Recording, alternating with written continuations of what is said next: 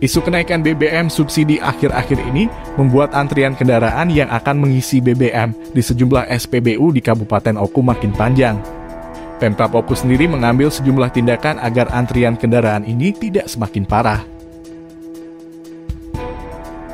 Kamis pagi kemarin, Sekda Kabupaten Oku, Ahmad Tarmizi memimpin rapat dan diskusi bersama TNI, Polri, Pertamina dan sejumlah pemangku kebijakan lainnya di kantor Pemkab Oku.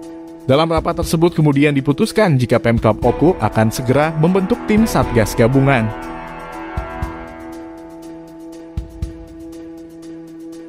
Dikatakan Tarmizi, tim Satgas ini nanti akan bertugas untuk mengawasi penyaluran bahkan dugaan pelanggaran oknum sehingga menyebabkan antrian panjang. Selain itu, Satgas ini juga akan melakukan penegakan hukum bagi kendaraan yang melakukan pengisian berulang dan penimbunan.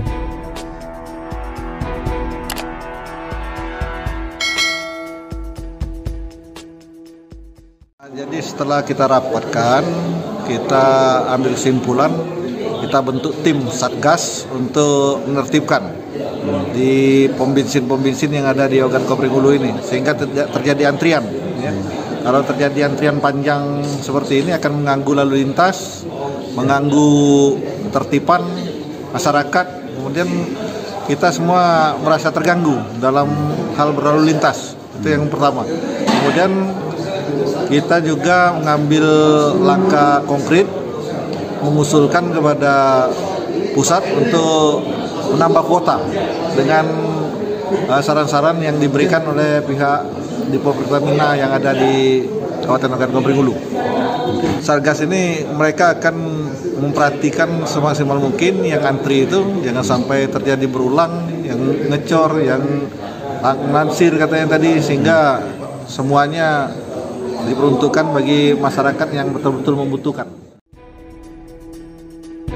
Sementara Sales Branch Manager Wilayah 2 Pertamina Sumbapsel, Ziko Adilah memastikan saat ini penyaluran BBM subsidi di Oku tidak ada pengurangan. Bahkan menurutnya saat ini untuk Kabupaten Oku Pertamina sudah over kapasitas dari semestinya.